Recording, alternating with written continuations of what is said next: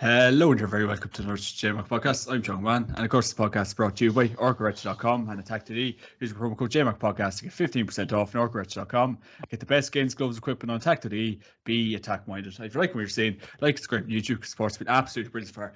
And today I'm joined by former St. Gall's footballer Kevin McGurdy, former Wexford All-Star Matty Ford, and former Armagh and Crossbaglen legend Johnny Murtagh to talk about last weekend's championship action and this weekend's championship action. So we'll start off with former All-Star Matty Ford. How are you keeping? Good, thanks, John. Quite enough weekend on the football front, but no major surprises. But look, there's plenty to talk about, and I'm sure we'll have a bit of a chat about Kevin and so on over the next hour or so. Looking forward to that. Brilliant. Young McGurty, how are you keeping? I'm brilliant, John. Back after a 2-week holiday. I wasn't in the Maldives or anything again, unfortunately. So just very busy. There was some bollocks talked over the last couple of weeks. So myself and Ford are here to bring a bit of normality back to the viewers. And Johnny can provide the finishing touches. Johnny can provide the looks. Johnny Murtagh, how are you keeping? All good. I'll carry the water bottles for you, Kev. No bother. I say you're sporting a lovely tan there. You must have went somewhere, but down the beaches of Wexford. Me and Matty Ford went down the beaches of Wexford. 6 packs are out, yeah. I'm keeping good, John. Keeping good. Like Matty said, look, there was nothing to get that excited about. It's pretty much the norm, I thought, the results. So we'll get stuck into it and see how it goes. Super stuff. Yeah, good stuff, lads. You are in good form. Yeah, so we had on Saturday, you had Munster Senior Football Championship semi-final action in Páirc Uí Rinn. You had Kerry 23 points, Cork 11 points, and I suppose, lads, it was much as expected. It was just about how many points Kerry were going to win by. Much to Daniel Goulding's discussed. Cork got a right trips, and former Manchester United footballer Rory Keane was in attendance. Kevin McGurdy, what do you think for the game? Well, before we get that, I just said to Matty off air, wasn't it disappointing Sky didn't have Roy on afterwards to give us his view on the Cork footballers? He would have put a bit of manners on them going into the back door. No, as you say, I think it was what we expected. Kerry went down there. They were caught hopping a couple of years back. That wasn't going to happen again. They've been really good in the league, Kerry. I suppose from a Cork point of view, I'll come on to Kerry in a second. From a Cork point of view, look, we can say a lot and we can say very little. I think Tony Davis, the former Cork footballer, summed it up very well on Twitter. It's a decent starting point for Cork, this. We know how far Cork have fallen. They've been scraping the barrel for a county of their potential, of their size. They haven't got the best of themselves over the last decade. And they need to start somewhere. They brought in a new manager there this year, Keith Ricken. It didn't really start well for them in the league.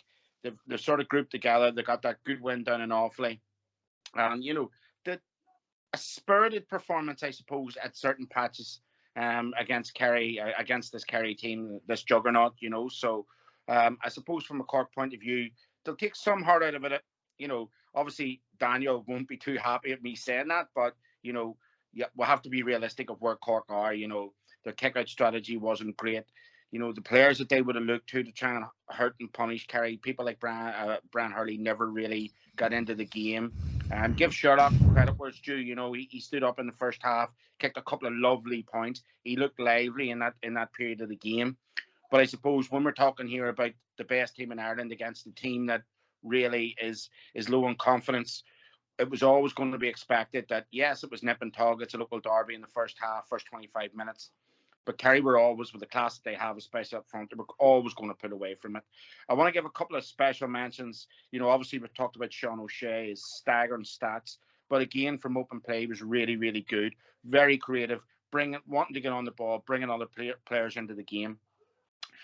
Tony Brosnan, again, I spoke about him earlier on in the year when I was on with you about, this is the one guy Kerry maybe are bringing on sort of new to the panel, really, in terms of he is the one big difference that they've had from the last couple of years. Again, at times he was really, really good.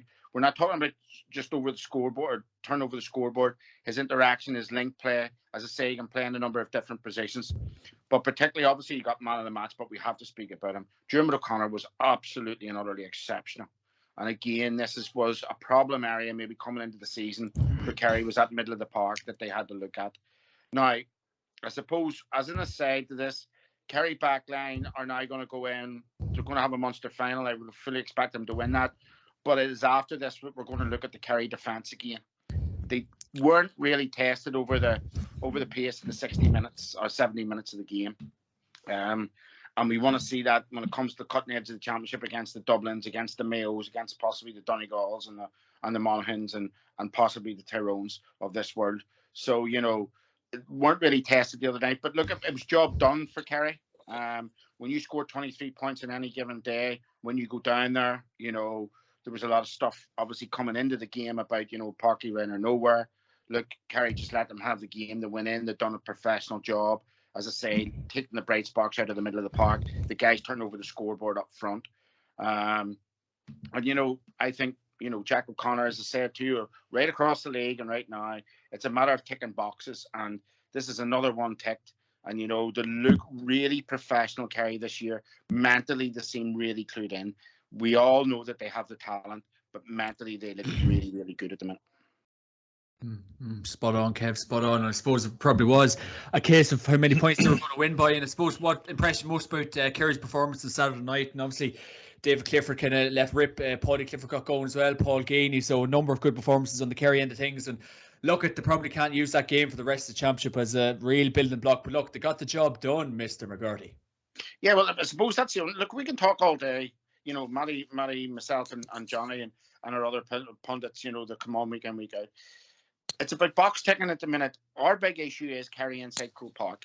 That's our big issue. That's all we want to see this year from them. Obviously they went in there in the league final. They've done what they had to do. Mentally they've been weak this last couple of years, especially when it's been put up to them. So, every one of us expected Saturday night to happen in the way that it did happen. Obviously 23 points. The golfing class between the two teams going in was there to see. Obviously the fitness levels, the mentality, and the class levels, and I suppose the squads as well. Kerry able to run a few boys from the bench that are able to contribute. So, for me, as I say, we can talk all day long about this. Kerry will be judged inside Croke Park in the last 2-3 games of this year, and I'm not really interested, if I'm honest with you, talking outside about any other games that Kerry have, because we all know the quality. We all know the tradition. It's the mentality. And that mentality will only be seen when it comes to the business end of the championship, and we haven't got there yet. Cork, Kev. Obviously, Keith Ricken has to step aside from the panel at the minute. Stephen Sherlock did have a good game. Brian Hurley did go to the Kerry defence, but realistically, it was a train to nowhere for them, Kev. But look, any momentum for the Cork senior footballers for the rest of the year, Kevy, Webby? No, if I'm quite honest with you, I can't see them cutting any depth. Obviously, we all wish Keith Ricken well. Obviously, John Cleary's come in there. It's not an ideal situation. But listen, I think after the start they had to the year, the players that maybe didn't make the panel, which was maybe a bit of a talking point as well down in Cork, and maybe Daniel Goulding can talk to us in the coming weeks a wee bit more on this. But realistically for Cork, after the first couple of weeks in the league, it was all about staying in that league. Staying inside the All-Ireland competition this year and next year. But I can't really see them cutting any delve. And especially at home, they don't look... I think they lost 2 or 3 games in the league at home. And, when the draw comes to be made this weekend, Sunday or Monday, no team will fear Cork whatsoever. So, look, they have to have a starting point to say, go back to that. What I started talking about is the Tony Davis quote. They have to start somewhere. They've stayed up in the league. It's now about kicking on for them and rebuilding and getting some new blood into the panel. So I don't really see any bright shoots from this year for Cork. I can't see them cutting any delve in the next couple of weeks in the qualifiers. And what does cutting any delve mean? I'm intrigued by that. It means they'll not win anything. They'll not win any games. I can't see them win any games. They're going. It's going to be a very short summer for the Cork footballers. There you go. I think that's all you can really say about that game, unfortunately, lads. Years ago, you'd have a lot more to say about it, but nowadays it's very short-sighted. And we move on to yesterday's action in the Ulster Senior Football Championship semi-final in Clones. It was Donegal 2-16, Cavan 16 points. Johnny Murtagh, a spirited performance by Cavan. It was a good performance, but I think the goals really won it for Donegal, killed Cavan. But look, Mickey Graham's men, they'll be happy with their day's work. Yeah, I was actually very impressed by Cavan yesterday. I know we said it on our group podcast and stuff like that, that the difference I felt that Cavan would have over that Armagh didn't was the middle third of the field. And I think that showed in the two performances that we've seen from Cavan in midfield. They definitely put it up to Donegal. You know, they're winning turnover ball, they're winning dirty ball. You know, the only thing is for me, John, like Donegal got the rub of the green at the right time. I felt Cavan should have had a penalty the first half. It didn't happen. You know, and their wee turning points. Cavan coming into this game needed everything. They needed every wee bit of luck they could get. For me, you know, maybe Donegal maybe could have opted if it was put to them. You know, you'd expect a Division 1 team maybe to opt it, but you know, coming in at half time, Cavan should have been 4 points up at half time. It would have made the second half very interesting. You know, but when the thing got going, you know, when you down to the nuts and bolts, Murphy was superior. Jamie Brennan, I thought, was man of the match. He was excellent. You know, Donegal just had them couple of players to get into the right place at the right time. McBrearty was kept quiet at times, and then he comes to life. You know, that's a sign of an unbelievable player. As like Matty and Kev there, it's only so long you keep them boys quiet, and then they get a chance and they'll punish you. You know, yes, there's a large slice of luck in it, but I felt just slightly that the best team won. You know, Thomas Galligan, big game in midfield. Patrick Lynch, big game for Cavan. You could take a lot out of it. I felt there's more to offer in Gearóid McKernan. I feel it's a wee bit frustrating for me to watch. He's big, he's physical. There was a stage in the game yesterday, I don't know if the lads would agree, there was a stage in the game after that goal where he got the ball. I felt he had the opportunity there to take the man on. A man of his stature and size, tramp across the top of him, send the message down, get the ball over the bar, and stick into the game. Say, right, we're digging in our heels here. This is championship. We mean fucking business. You know, I felt he got turned over. The ball come back up the field. Donegal got another score. It was a turning point for me. But look, Cavan can take a lot out of it. You know, Lynch was very unfortunate to run into the juggernaut of Michael Murphy. It was a ferocious hit. Unreal. And actually, fair play to the lad for continuing on and playing on. Gallagher went in to pick him up the second half. Ownball Gallagher, the serious game as well. There was a change up there, and he went in to man mark him. You know, I felt Lynch just wasn't the same after the hit, and rightfully so. I don't think too many would be. You know, that's putting it straight. Yeah. Listen, who else is a big game for me? Mogan had a serious game. You know, Donegal just had a wee bit more. But Cavan can take an awful lot out of it. I was very impressed. You know, I thought Donegal would be a wee bit more superior, but Cavan's a championship team. I you know, I enjoyed listening to Mickey Graham after the game. I thought he hit the nail on the head, and he just didn't get the rub of the green. You know, I probably feel that they can go on a bit of a run now. Me and you was chatting earlier on, John, and we spoke about is the Tailteann Cup going to be more important for Cavan than an Ulster championship? For me, it is. For me, it'll be with more games. It'll be getting stuck in. It'll be flexing your muscles. He's won a championship, an Ulster championship a few years ago. So I think he can get a lot out of it. I think he's a good. Hopefully, the lads can not be too disheartened about what happened. They can re-rally the troops and get a bit of a run going in the back door in the Tailteann Cup. You know, Donegal, for me, I don't know what it is, lads, but they have a great record in Ulster, 100% in the last 10 or whatever years. I still think the winner is coming from the other side. I think it's going to be I'll be leaning towards Monaghan.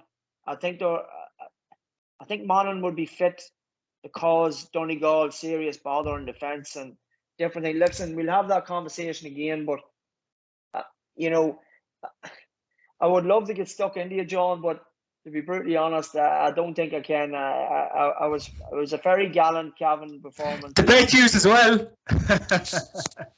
They did. They bet us, and to be brutally honest, Cavan was far better set up than us. They were far better able to cope. They gave a far better performance in my eyes. You know, but the big thing for me was around the middle. I was very, very impressed around the middle. I thought James Smith was unbelievable game. He moved in from midfield into full forward. He was back out. He was all over the place. He had a good partnership with Lynch. You know, I think he's can take an awful lot out of it. And I would be intrigued now to see where he can go. Just on that, I see a bit of debate on Twitter about the Tailteann Cup. Johnny, I'll ask you first. Maybe we can open it up to the lads as well. Ryan McCluskey, the current Fermanagh senior football selector, tweeted, "If this is legit, the Lord of God who was actually behind it. New York get 2 buys and then regional games for what reason? Discuss, and it's all about the Tailteann Cup." Cavan forward coach Johnny Johnson says, "It's a scandal. Why is this not an open draw? What's the reason behind regional fixtures? Are the qualifiers gone regional? If regional is the way forward, then why have the qualifiers not gone this route? When is the draw? How is it being marketed? Give the players answers." I don't know what the boys are going to think, but I think it's unbelievable. I'm actually gobsmacked. Maybe the 2 boys on the beer or something, or I don't know. That's for me. Listen. You concentrate on your next game. Forget about anybody else. Forget about the rest. Whoever you get. That's it. You know, it's a story about nothing. It's a bit of airtime. It'll probably be blew into something that it shouldn't. I've nothing more to say on it because I don't think it needs anything more said, to be honest. Kev, what about yourself? For me, I think there's legitimate points raised by the lads, but that's up for administrators to answer. Look, the GA doesn't know if it's blown up or stuffed at the minute. We've had this argument a couple of weeks ago.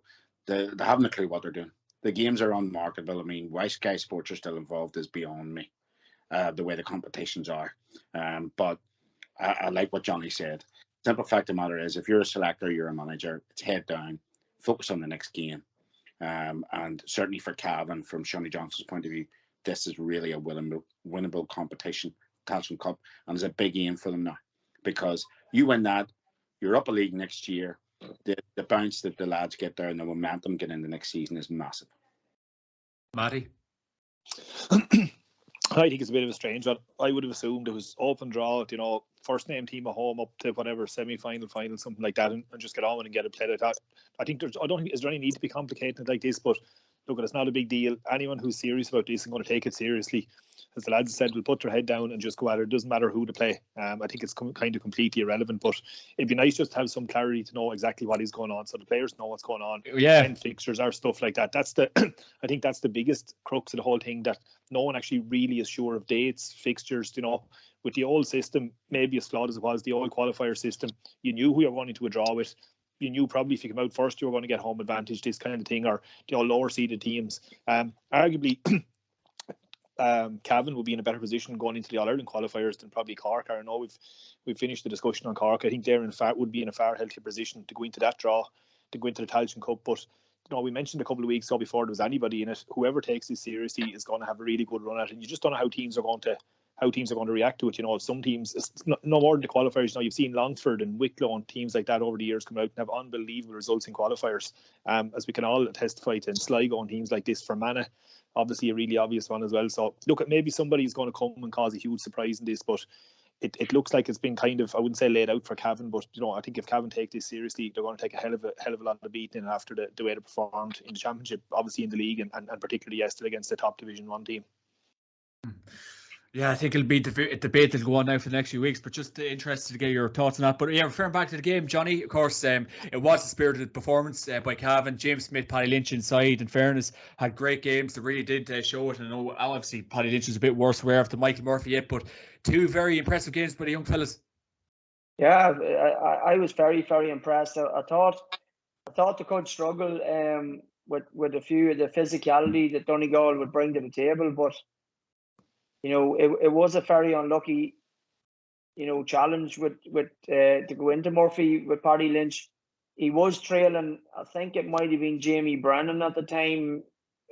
Maybe there's a run made. There's a run made, and he was trailing somebody, and he was actually just following his man. It looked like he was going man to man. It was unlucky. He's a young lad. He probably, if he's a wee bit more streetwise, round a wee bit more, I don't think he's going to be going back in a hurry again to be running into the leg of that. So he was very lively. He was very impressive the first half. Turn on a sixpence, both feet. I was very impressed with him, and I think he's got a damn big future. For me, like Cavan has been impressive at underage as well. There've a few more players coming. I would like to see things freshen up a wee bit in there in Cavan. Whether that be Mickey staying or Mickey going and maybe getting a manager, or maybe even freshen up the backroom team, because it can get a bit stale after a while. And if there's an influx of a couple of players, I think 4 or 5 real good, hungry players, maybe from the 20s, something like that. I think Cavan could be seriously dangerous in next year. I think they're just a wee bit shy for Division 1 teams yet, but they aren't far away in my eyes. They're not far away from a lot of teams, I tell you that. Definitely. And I suppose what impressed you about Donegal, Johnny, it probably was a bit of a staggered performance, and I suppose maybe the outgoing opinion is that Monaghan and Derry probably don't have a whole pile of fear either team going into the final. I wouldn't. Listen, Donegal, I think Cavan caused them that much bother. Donegal is a serious outfit. They've been around a lot of corners, but they've a lot of miles on the clock. Whenever you're still dependent on Michael Murphy, McBrearty, takes a lot of abuse too. Like, it was good to see Brandon back in form again. But whenever you come up again a wee bit stiffer, just a wee bit stiffer opposition, wee bit of Division 1, like Kevin said, the Monaghans, you come up again the Dublins, you come up again the Kerrys, I would be a wee bit fearful that depending on the like of Michael to really get that 70, 75 minutes, at top level stuff. I felt sometimes that he not struggled, but he needed to rest himself a few times and go out of the game, and then he switched back into it. Whenever you get to the top pace, whenever you get to Ulster final, whenever you get further on, it's pedal to the metal the whole way. That's the only thing for me with Donegal. They do have a lot of lads. Like we spoke about, McFadden Ferry Umba Gallagher, was very impressive. Mogan was very impressive. They're normally strong around midfield. Only Cavan was so strong. Cavan was more superior for me in midfield, won the midfield battle. But it took Murphy. Murphy came out round the half forward line. He was directing traffic, and Brandon had a hand in a lot of stuff yesterday. Maybe lucky enough with the goal that he put the ball in.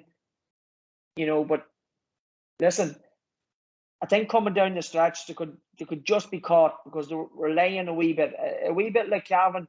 I think they're going to need an influx of a few more players to freshen that thing up again. I think they're just a wee bit too over reliant on Michael still at this stage.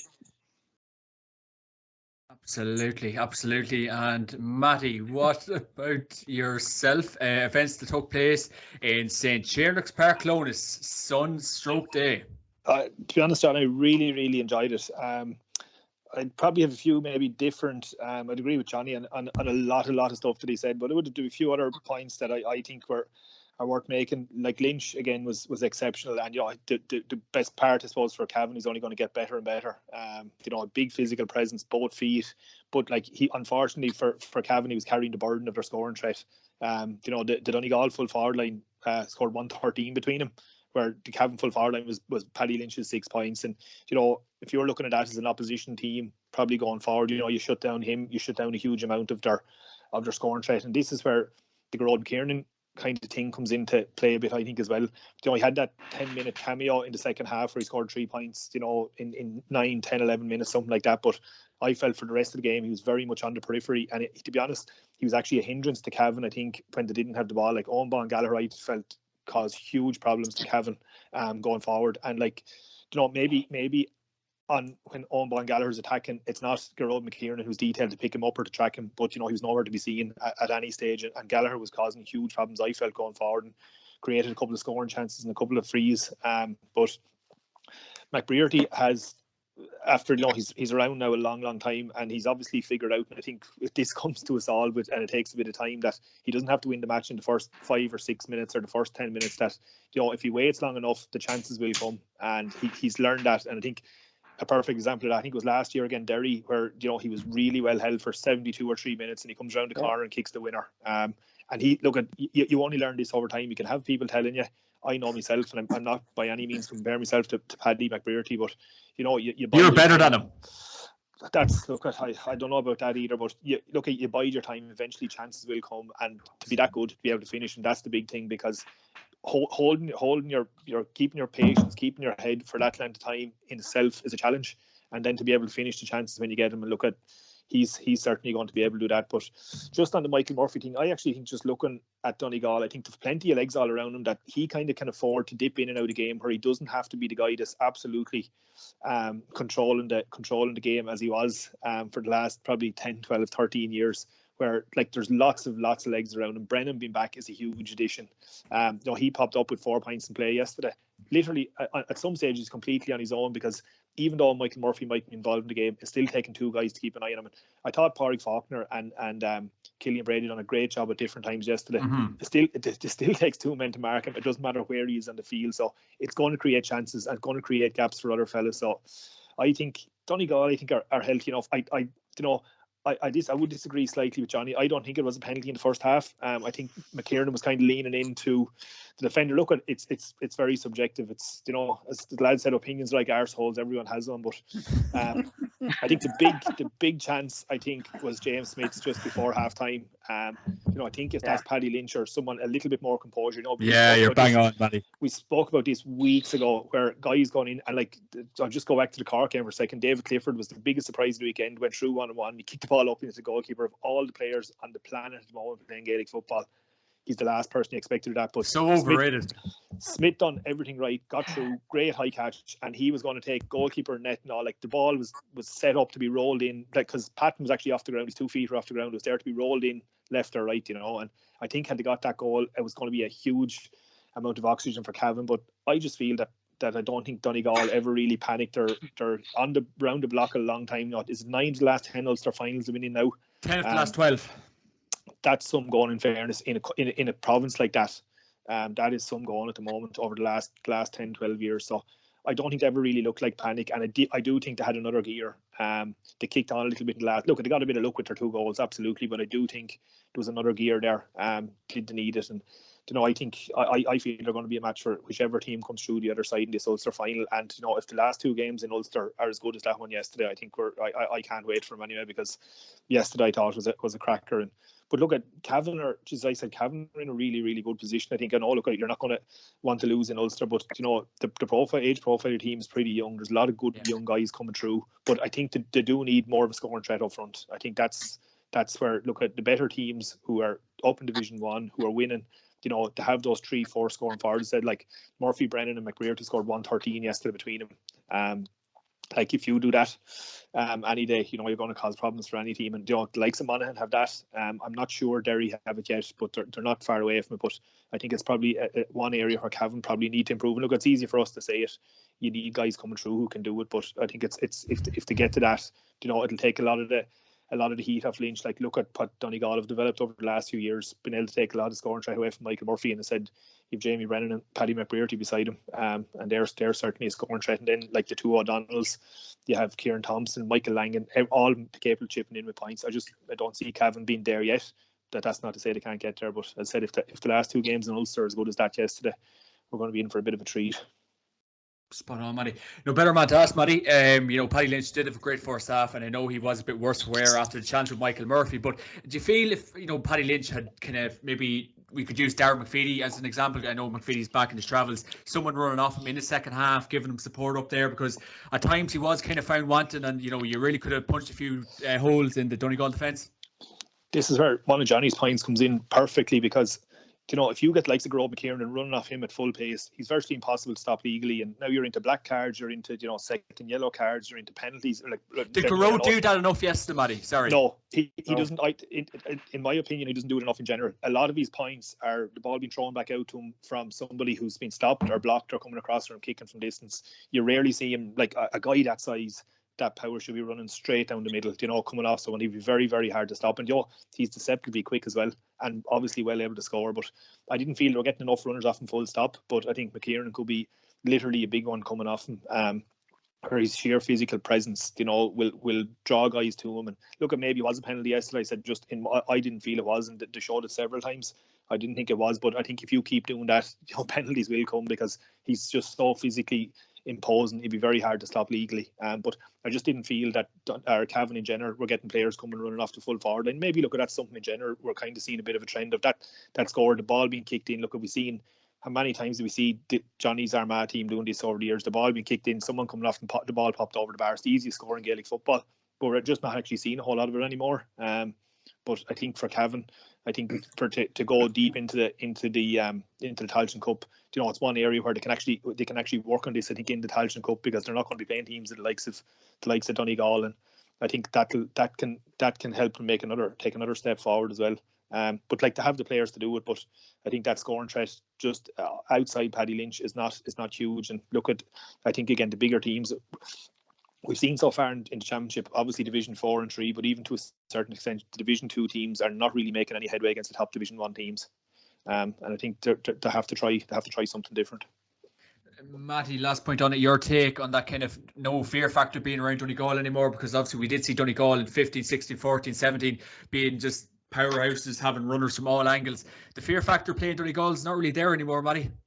Not to the same extent, I don't think. Look, they're certainly not.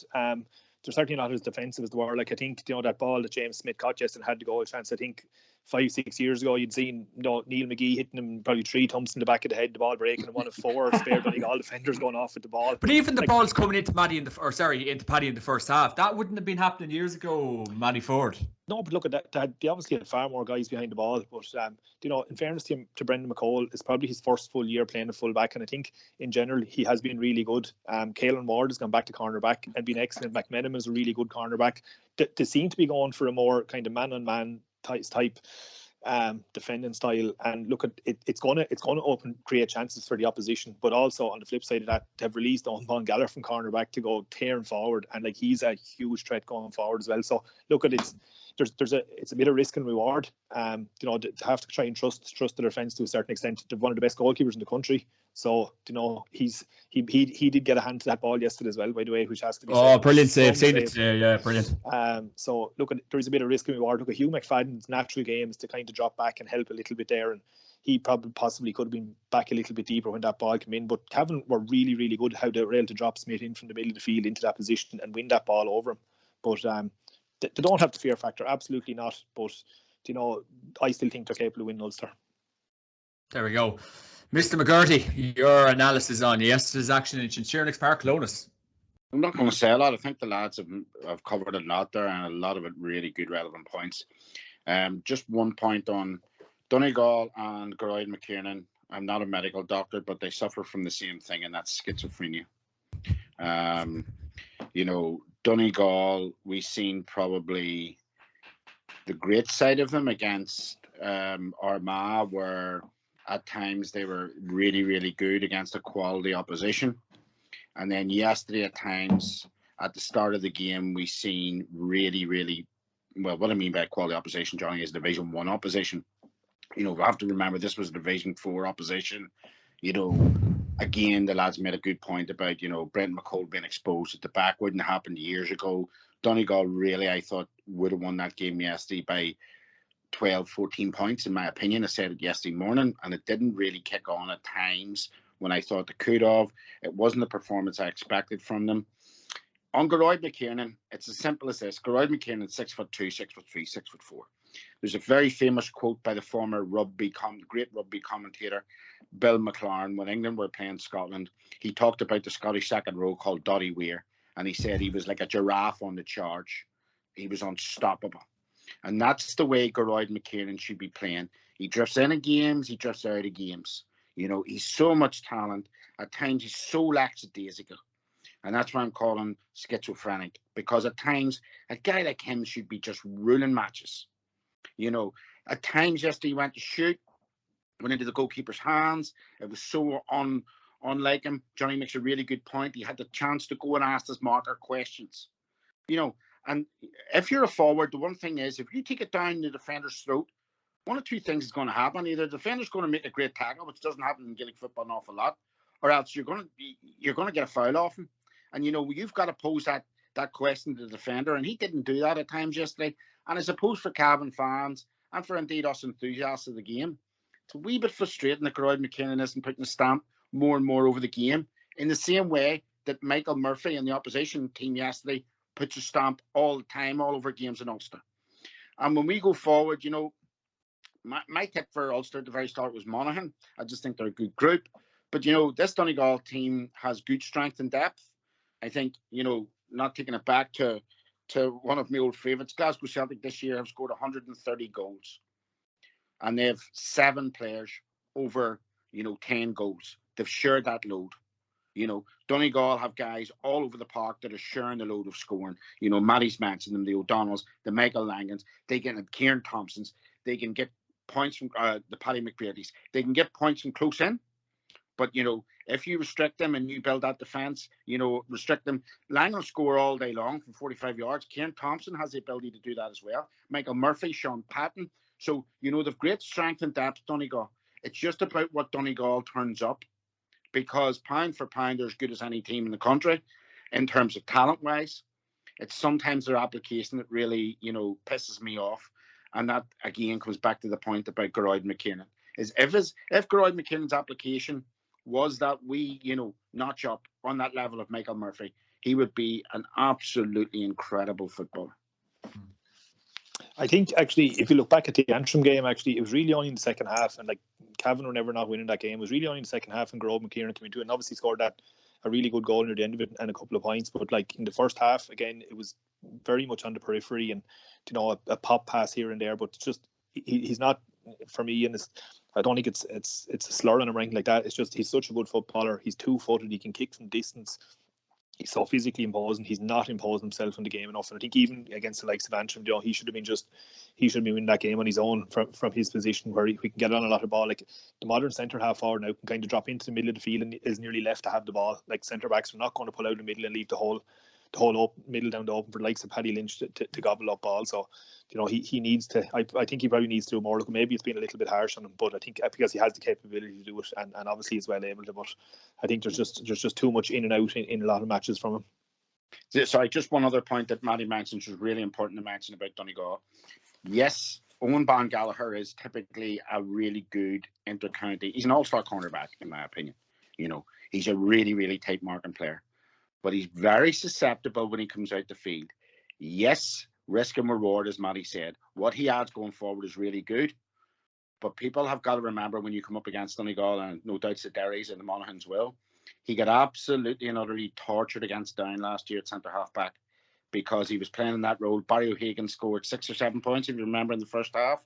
He doesn't seem as comfortable out the field marking as he does inside. And, you know, that's maybe a wee bit where you can get at Donegal. If he's playing a wee bit loose and around the guy there, he's at the centre half forward, going picking up ball and getting that quick ball into the full forward line. McCole was in big trouble at times against Lynch early in the game. You know, so that might be just the way that teams are sort of looking at maybe how you can unpick Donegal at the minute. Kev, Declan Bonner said after the game, like, semi-finals are all about getting over the line. He said it wasn't a revenge mission on Cavan yesterday. But do you feel Donegal can go up another gear for the final against Monaghan or Derry? Because being there at the game, I really feel the need to up it, Kev. Absolutely. They have to look. Can they go up a gear? Absolutely. Have they the talent to go up the gear? Yes. But the problem, as I said back there, not to prolong this conversation's application. And there is no doubt if they go in with the two performances they've already had in Ulster, they will not be lifting the Anglo-Celtic this year. There's no doubts about that. So they're going to have a marked improvement coming forward. The other thing about Donegal, really, I don't know if the bite and the hunger is the same it has been for the last couple of years. You know, their work rate, their tackling, and that application. So, you know, that would be something that's maybe concerning Declan. And the other thing to remember is Declan's under a lot of pressure.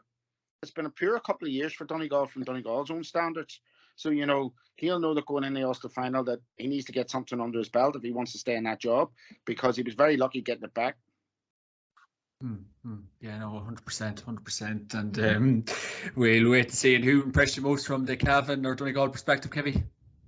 Well, I think James Smith had an excellent game. And Matty was talking about him, or Johnny was talking about him going in from middle of the park to full forward. He actually started in that game against Antrim in full forward. And he won 8 or 9 of the first balls that came into him against Antrim. He was really, really good. And the same again in this contest.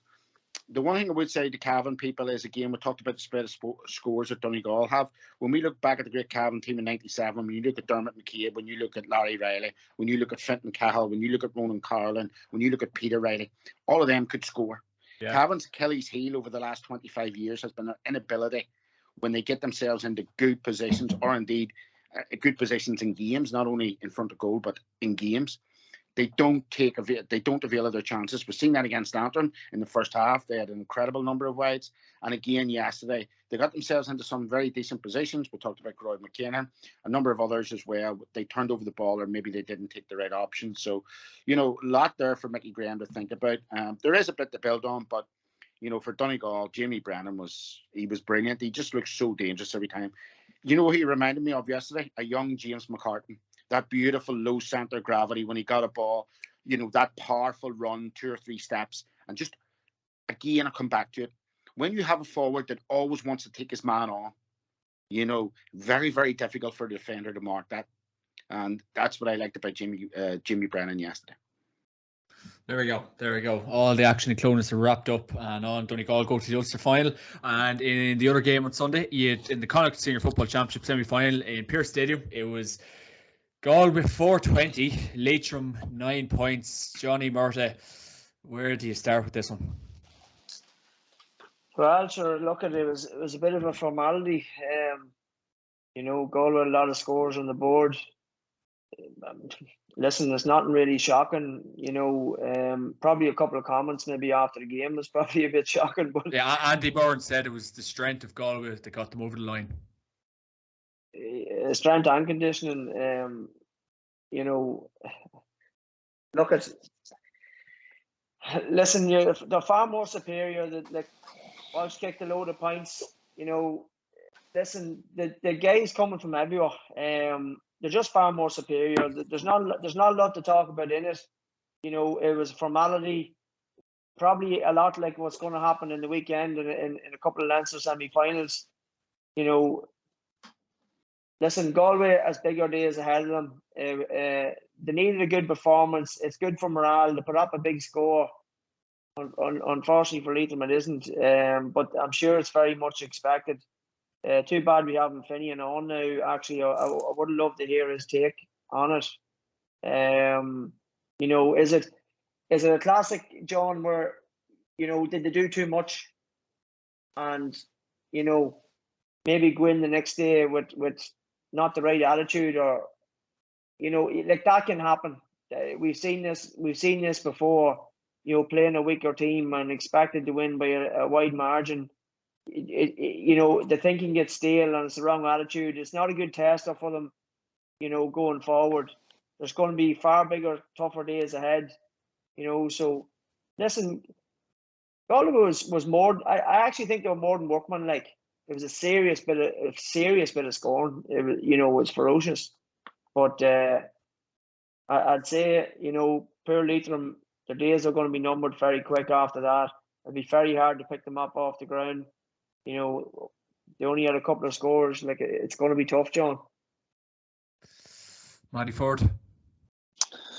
Yeah, sure. Look, it was obviously inevitable. It was only a matter of how much and how long it was going to take. And just like Andy obviously mentioned about the Galway's skill level and strength and conditioning was the difference. It wasn't the difference. But one thing I find funny is like every county, every player now has the same, I suppose, access and stuff to knowledge as regards strength and conditioning, and how and maybe that's why they're in Division 4. I can't understand how the likes of Division 3, Division 4 teams are physically so far behind the teams in Division 1 and 2, because look, maybe it's just a case of not being up playing them regularly and seeing where they're at, that they know they have to be doing extra. I don't know what it is, but joking aside, someone tweeted Andy Moore in his gym, and I'm not even joking, but someone did tweet that, so it's ironic. Yeah, but look at, obviously, in fairness to him, look at, he won footballer of the year himself in his late 30s. So look at, maybe it's a thing, and it probably is. It probably was in our case in Wexford, where it takes a number of 4, 5, 6, 7 years to get up to that kind of level, and you probably need to be playing better teams. And we spoke about this, look, on here as well, where you start playing better teams, all of a sudden you realise. But like, there was literally Galway guys running away from the Leitrim guys yesterday, like they were standing still, and this was in the first 15, 20 minutes, not even in the last quarter, when you'd expect them to be out on their feet. But look at it, it does nothing for either of them, in my opinion. Just like, they did put up a big score, but an interesting thing I think is that the Donegal full forward line actually scored more than the start in Galway 6 forwards yesterday, which is an interesting enough point. Like, there was 4 something came off the Galway bench yesterday. So I think the Galway starting forwards only scored about 13, 14 points, 12 points actually between them, which is interesting. Look, I know they scored 5 from the midfielders and play, but look, that's probably not going to do in the Connacht final. And I think we're in for a hell of a Connacht final again, a repeat of the league final. But look, it's hard to know. Galway are going to be kind of hard to know where they're really at. Look, it was a good performance and a decent win against Mayo. But yesterday, it'd been better if those fixtures had been the other way around. It'd be far better momentum and a far better game from going into a Connacht final, I presume, in probably 2 weeks' time.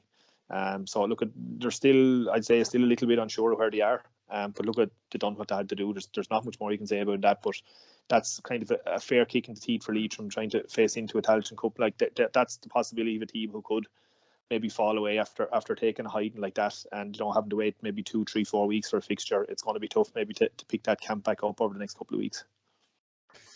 Kev, me and you had this conversation this time around last year, but the Leitrim and Mayo game, and it's basically history has repeated itself, Kev, and it probably sums up where the GA is at the minute, like this kind of fixture, the publicity around it, and look at that scoreline, Kevy. Yeah, very little saying this. Just, can we move on? It's ridiculous that this fixture is happening. It's unmarketable. It's embarrassing. It's actually embarrassing to ask punters who are working hard all week to go out and pay into that. It's just it's not marketable. Ridiculous, absolutely and utterly ridiculous. The mismatches that we have, and we can talk all day long about strength and condition and whatever else. Let's just move on. It's incredible that was even allowed to happen, and it's 2 years in a row. Can these imbeciles running the GA not see this? It's absolutely embarrassing, and it does. Manny's 100% right, and so is Johnny. This does nothing for these Leitrim boys.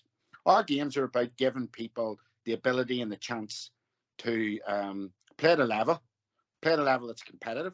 You know what that's doing? That's 2 years in a row the GAs just give them a kicking.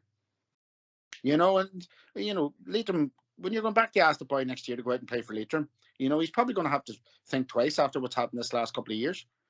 So does nothing for nobody. Let's move on. Just one point, John. Like it's probably a wee tad harsh, Kevin. Now, to be fair, it isn't their fault either. Like the system.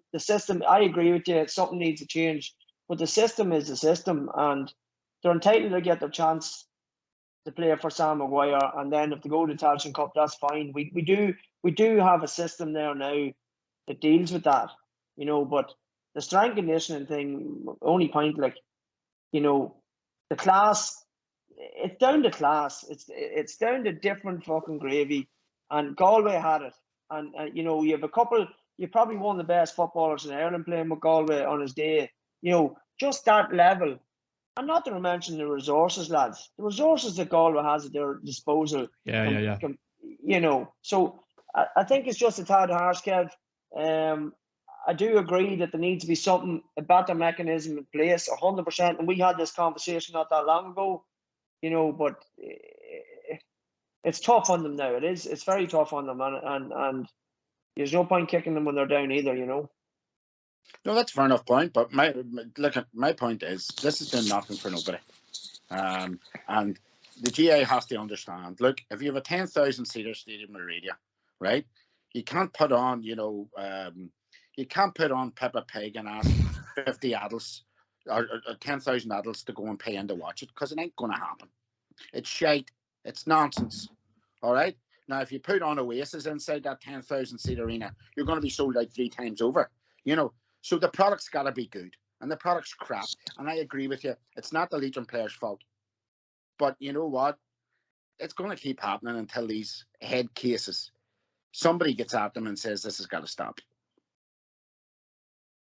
Maddie, anything to There's not really, that's probably a combined beating for some of them. Leitrim guys are 50 points in 2 championship matches in Connacht last year, and that is demoralising. I've even said about our own lads to a certain extent over the last couple of years. I'd really admire them for keep going back training year in, year out, and taking bad beatings in Leinster. It doesn't matter who it is. They're these teams are in every province, maybe with the slight exception in Ulster, where there's unmerciful hammers being handed out, and I have to admire the lads for keep going back. But we're not comparing like with like, as Johnny says, the resources and financial and every other way that Galway have compared to the likes of Leitrim or Wexford footballers or Carlow footballers, or you can probably keep going.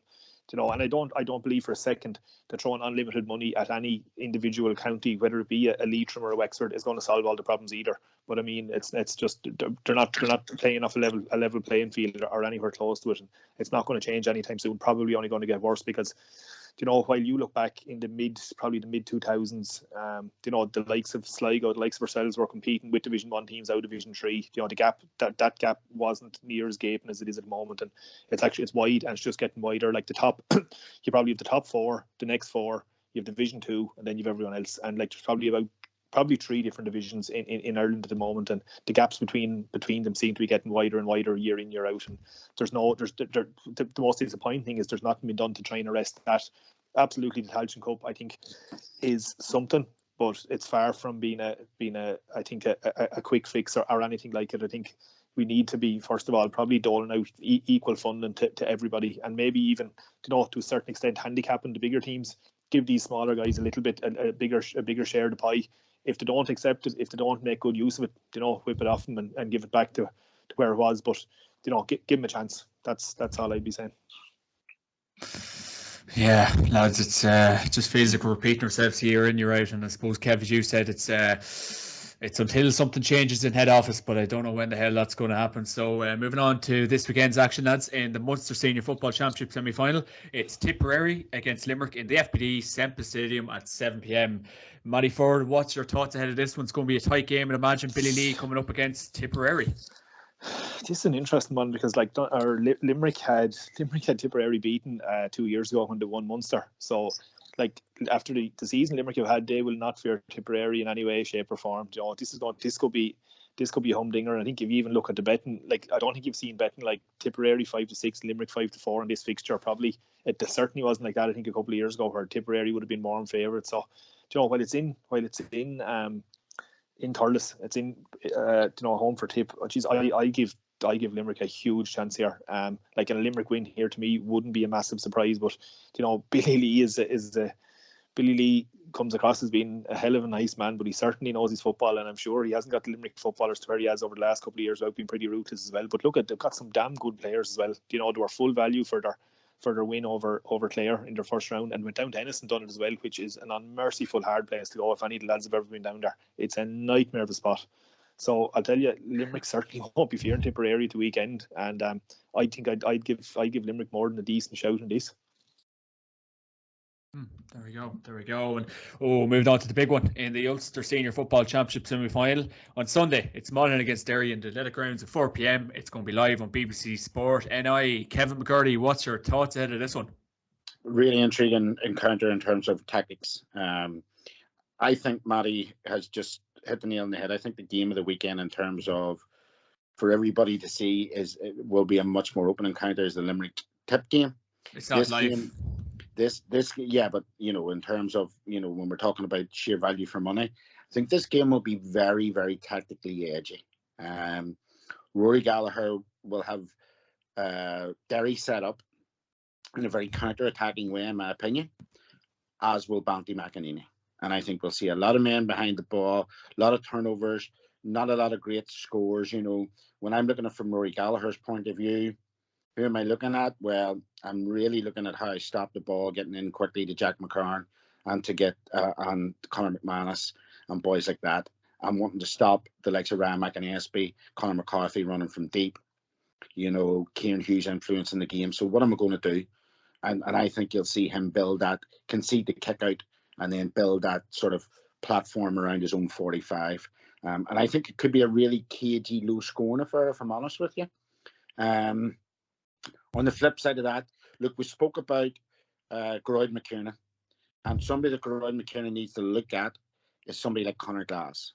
Now, since he's come home for the Aussie rules, Conor Glass, yes, he's been down in Division 2 and 3, and he is a Division 1 footballer, but he's been bullying a lot of games. He's been winning games on his own in around the middle of the park. He's a class footballer. He can do everything that you want in a modern day. He's athletic. He's well built. He's got terrific feet and core skills, you know. So somebody like him from a Derry perspective to be looking to get a lot on the ball. What I was quite impressed with Derry against Tyrone was the forward line and how it functioned.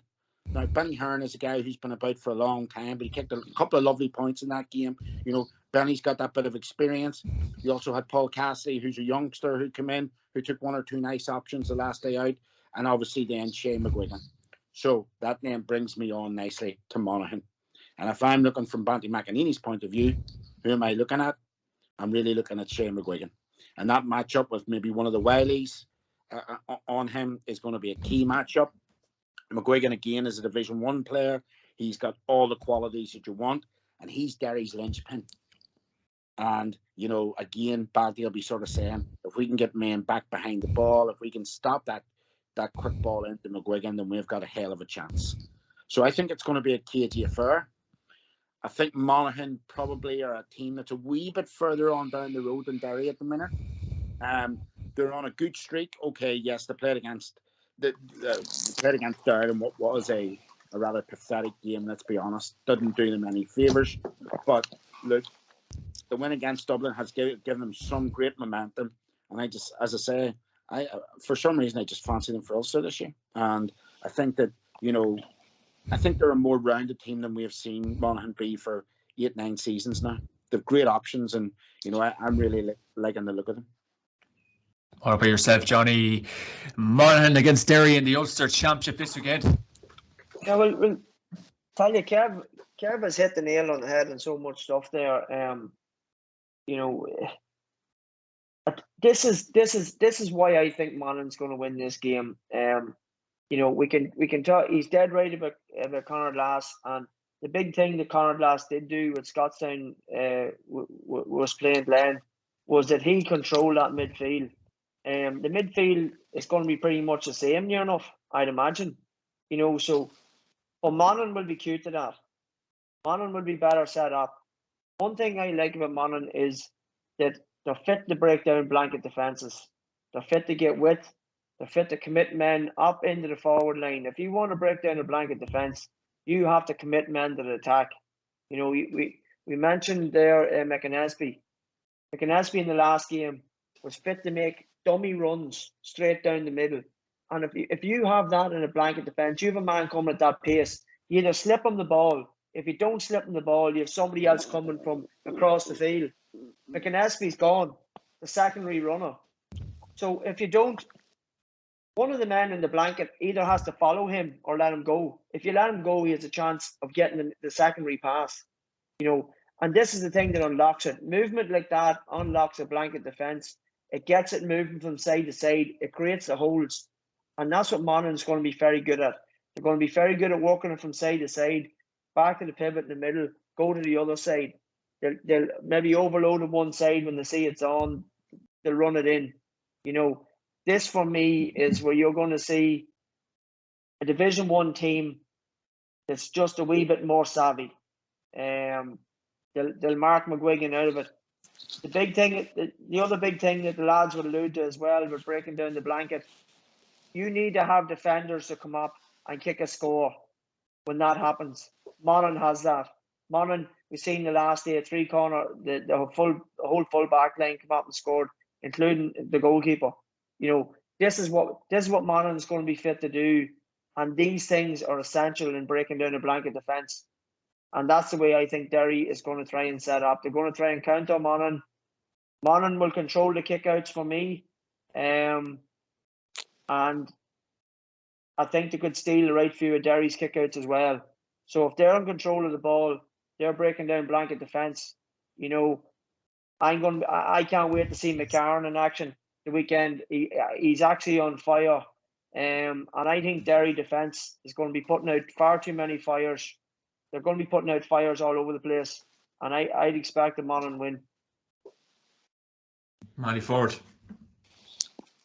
Yeah, I'm really looking forward to it, to be honest. I said if we get half as good a game as we did last week, and hopefully we get decent conditions as well. But I think it's going to be a cracker. Lads, look, there's not a whole lot to add what the two guys have said. It's going to be seriously tactical, and especially for the first 40, 50 minutes. Inevitably, these games eventually open up, but it'll probably take that long, 50, 55 minutes, something like that. And I think the longer Derry can keep themselves in the game, I think the better chance to have. I'd say by the sounds of it, the two lads are obviously going with Monaghan to win, and there's no doubt they're definitely further down the road than Derry are. But Derry are coming in with a nice bit of momentum, having beaten the All-Ireland champions comprehensively in their own backyard as well. And I think that can't be understated. Like, clearly Monaghan aren't going to bomb kickouts down top of Conor Glass, because he's probably going to win 70-80% of them. He's a huge man in the air, so that's not going to happen. They're going to be a bit smarter than that. But like, I have to give credit here. Gallagher's a seriously intelligent football fella, and Derry have always had good players. And look at you look through the Monaghan forward line: Moan and McCarthy, McManus, McCarron. You keep going, but Derry are the one team I played against, which was a nightmare, was Derry. I don't know what, they must just breed cornerbacks up there. So like, I don't think McCarron is probably going to maybe kick points as freely as he did against Down, and probably that goes for one or two more for the same matter. I give Derry a serious chance here. I really do. To have that bit of quality up front, obviously, as Kev said, that if the Banty will look at stopping McGuigan, and he'll obviously take a lot from Derry if to do, but like, Lachlan chipped in that game with 7 points as well, and Hearn with 2. So that's actually scoring the same as actually more than what Donegal full forward line scored last week. So it's not, they're not a one-man band by any manner of means. I think it's going to be really close, and I just think the momentum they're coming in with, they've absolutely not to lose. All the pressure's on Monaghan here. I don't think anyone would disagree with that, and I think Derry have a serious chance here. They'll smell blood after the hiding they kept her on. 118 fair scoring is set up in Oma, so I think they've a really good chance. The midfield or the middle third is going to be intriguing. I think whoever probably, and you could probably say it about most games, whoever wins that battle probably wins the game, because I think Derry counter-attack football suits them. I think 100% it suits them to get a huge amount of runners. Doherty scored 2 brilliant points last day, just breaking from the half-back line at pace and coming on the ball, when they had got lots of guys behind the ball. So it's going to be intriguing. I said, if it's half as good as last Sunday, I think if the weather is good, I think it's going to lend to a huge spectacle. And I think Donegal will be sitting back, happy enough that they're in Ulster final, and hoping that these two will batter the life of each other for 70 odd or maybe even more minutes on Sunday.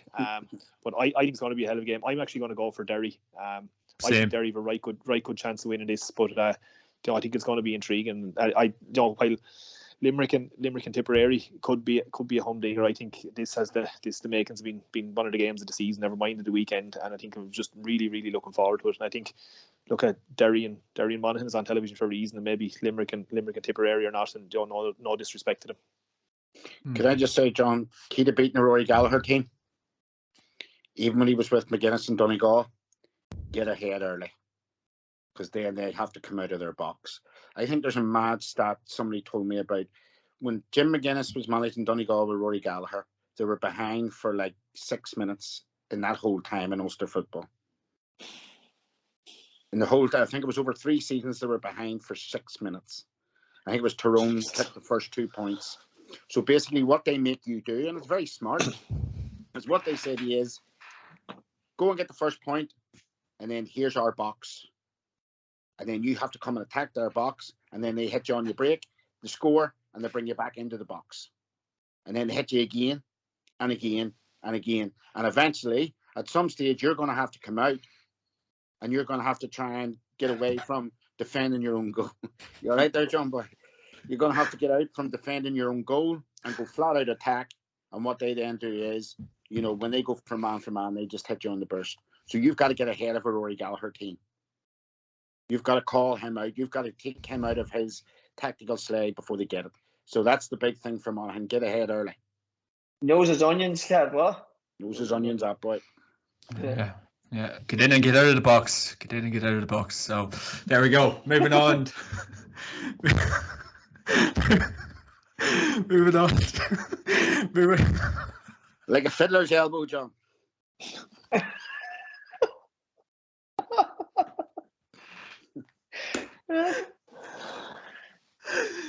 Are we going? Hey, Johnny, go for a commercial break, are you?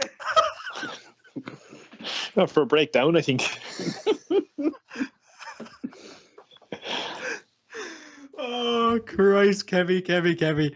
Oh, lads, here we go. Moving on to the Leinster Senior Football Championship semi-finals. Kildare against Westmeath. Croke Park, 2:15. Matty Ford. Yeah, definitely the two big ones to last. You know, these are going to be tough ones to call, I think. Look at it, the fact that neither of them on telly, I think, tells its own story. Neither of them been televised. You know, it's probably a good while in Leinster since that would have happened. You know, look at Kildare do look to have a serious jump on Westmeath in terms of quality. And again, it's this what we're talking about. I know they were relegated, but it's this Division 1 gap with them and everyone else. You know, they just seem to be. I definitely think they'll have too much for Westmeath. You know, we talked up here a couple of weeks back that, you know, we thought, or some of us thought, sorry, that Loud might be able to give them a game, and I just thought, no, I thought the gap in quality, the gap in class is going to be just much too big, and they just blew them away.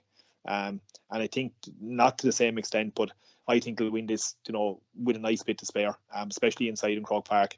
Having beaten Dublin, they want to get another crack at them in Croke Park. They really do. That's what their season's been built about. Are they going to win the All-Ireland? No, they're not. Could they win Leinster? Yes, absolutely. They're in the shake-up. You know, it's probably down to the two of them, I would think, at this stage. And as I said, having beaten Dublin, albeit not at full strength in Newbridge, you know, it's the first time they've beaten them in 14 years, something like that. Maybe they're starting to smell a bit of blood, and I don't think they're going to be stopped in their quest to get into this Leinster final anyway. And I cannot see where Westmeath, you know, have a realistic chance of beating them. I really do think it's as simple as that. I think they're 6-1 on, and I think it's probably about right. There we go. Do you give John Heslin's Westmeath any chance this weekend, Johnny Murtagh? No, I don't. I think I agree with Matty. John Haslin's a hell of a footballer, but he's going to have to shoot the lights out from all over the bloody place to even get in the ball. Like, that's the truth. Like, the strength and condition, Matty's right. The strength and conditioning, they're far more superior. You know, Flynn up there, he's going to be a Rolls Royce. Like where do you go around trying to stop some of these boys? You know, and I think there's going to be a statement of intent going to be put down. You know, they are chasing that Leinster. Matty's 100% right. They smell blood in Newbridge that time with the Dubs. They're going to be raring and ripping to go for a Leinster final. You know, I actually think 1-6 is, you know, it's probably a bit short for them, to be brutally honest. Kevin McCarthy? No disagreement with the lads. You know, the next step for this Kildare team is to win a Leinster Championship. It's as simple as that. They've been going up and down the leagues. That's fine. I have no doubts they'll be back in Division 1, if not next season, the season after. We also looked at under 20s this weekend. They're in the All-Ireland final. So, look, the future's looking good for Kildare. The next step is getting into the Leinster final. Beating Dublin inside Croke Park. Oh, Jesus. John, your bird's at the door here.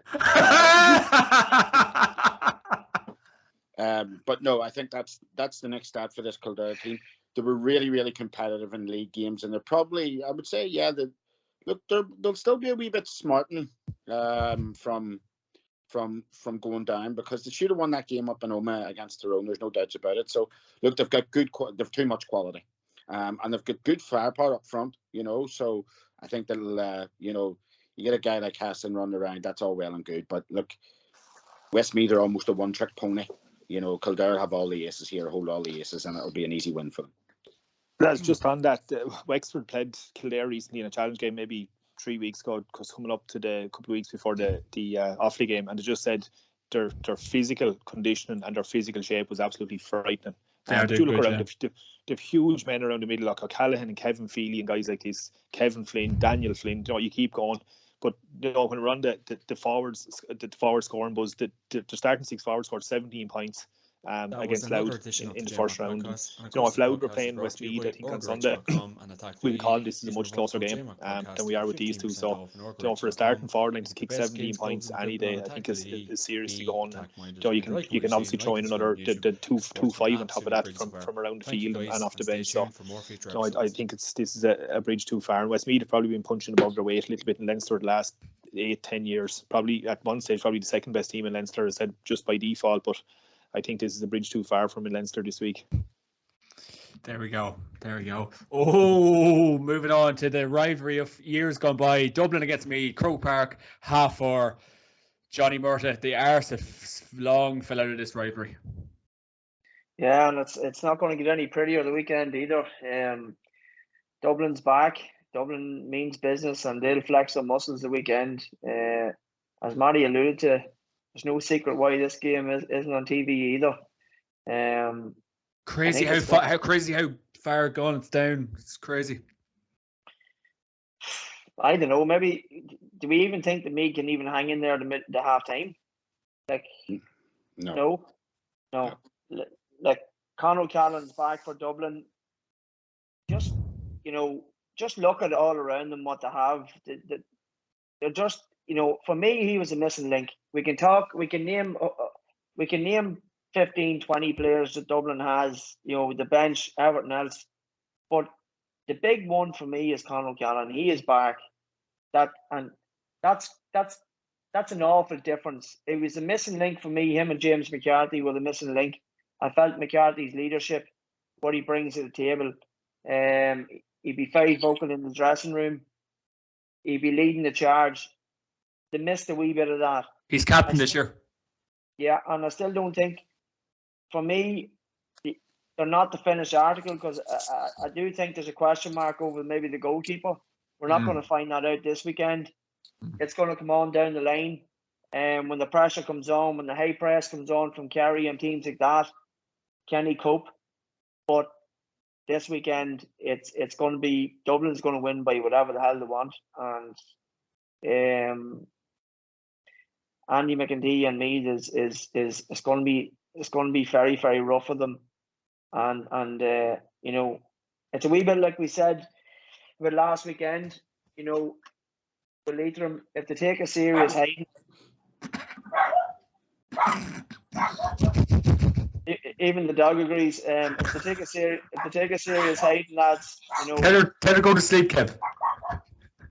How is Meath going to pick themselves up? Go again. Like this is exact matchups. This is what Kevin was alluding to earlier about the situation we have in the GA at the moment, and poor Meath has slipped dramatically away down. So look at that. I'm actually not even looking forward to seeing the highlights of it. That's the God's honest truth. That's it for me. Graham Gerty's believed to be starting on Sunday, Johnny. Yeah, I think he'd get a game. We bit like Matty with Wexford. He'd get a game yet. He could bring the boots. Just that's not a compliment, I think, at the moment. But just going on to Dublin, like obviously you can't judge him against Wexford, but O'Callaghan actually looked frightening against Wexford. I'm sure Johnny has, and Kevin I'm sure has over the year. There's one player you probably bring into certain teams, whether it's a club team or a county team, and he just lifts players around him, and lads feel probably 2 foot taller when he plays, and it looked like that. The swagger was back with them in Wexford Park. Like they were literally cruising around the field, and I'd put Brian Fenton back in that category as well. He was man of the match, but it probably should have been O'Callaghan, to be fair. Every time he got the ball, head down, dropped the shoulder, he was heading straight for goal. Probably could have scored a lot more than he did, but he just looks so sharp for a guy who hasn't played a full game this year. It's crazy. And that game, albeit being limited enough, will have brought him on. I'm sure a few AVB games in training as well, but they look to have the swagger back, and those couple of players, McCarthy coming back, obviously Conor O'Callaghan coming back, I think has the guys around him have grew as well, and I think that's not going to help Meath's cause at the weekend. And look at, I to be honest, I do think they'll probably be able to keep the game interesting until half time, but it's probably not going to be a lot more than that.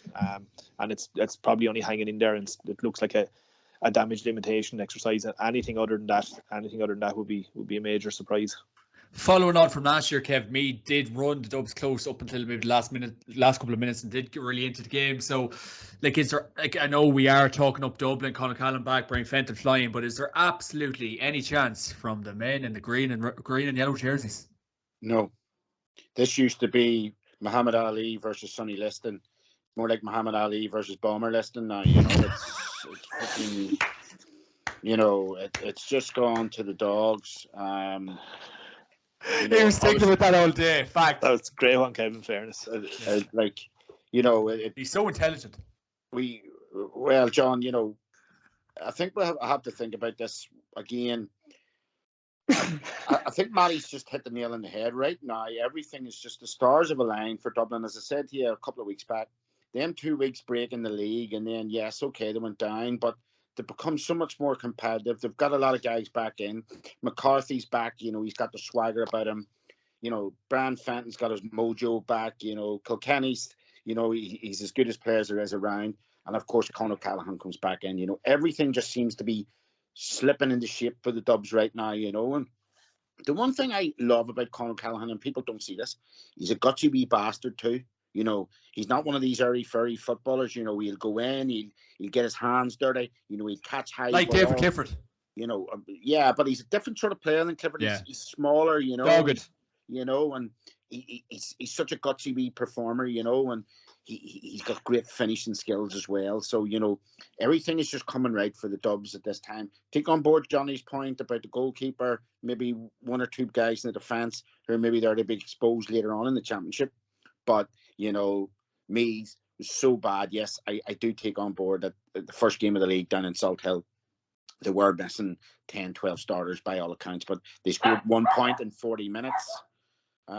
You know, that Don Dog would probably be better off lining out for me than Sunday afternoon. But no, I can't see this game going anywhere, John. I think that the Dubs, again, a bit like the other semi-final, they've too many aces. And, you know, Meath under Andy McEntee, you know, probably a great guy and all, but they're just static. Meath are static at the minute. They're going nowhere. And they more than likely will see a change in Meath after this year's championship.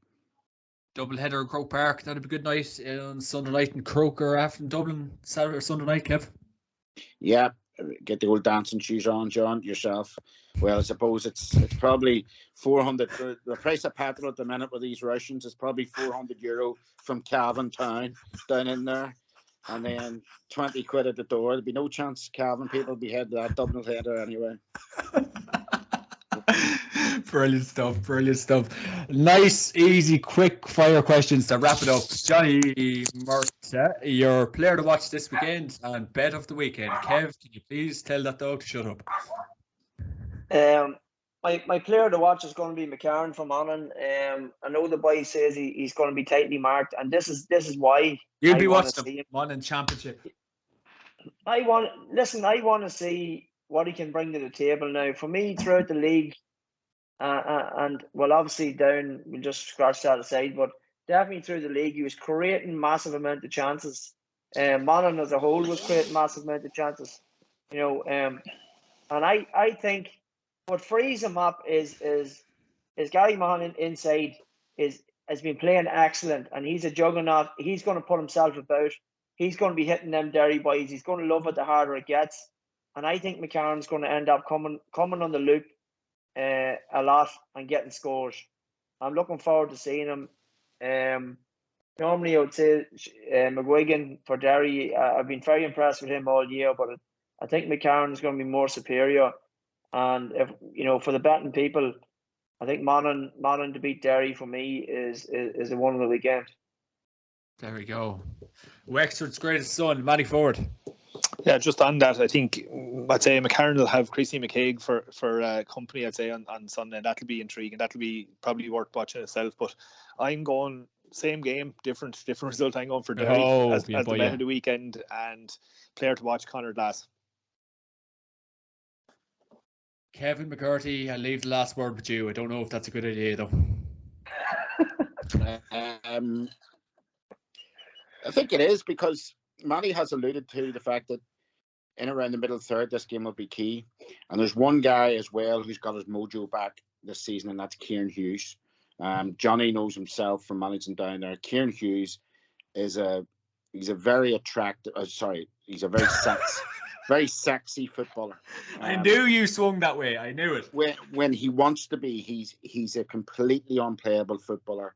He is so athletically big. He can kick points off both feet.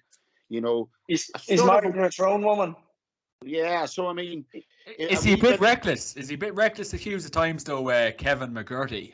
He can be. He can be a wee bit like Groyd McKiernan. He drifts in and out of games, and but he seems to this year. He seems to have a lot of good application about his game. He's playing in around the middle, which I like. I personally think that they might go for him against Conor Glass and match a true athlete against a true athlete.